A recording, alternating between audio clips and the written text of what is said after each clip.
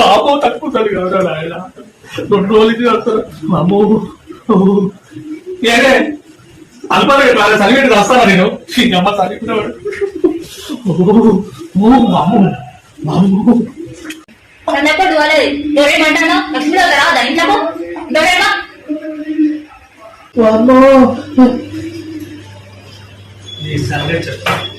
ఇప్పుడు చెప్తాను సంగతి.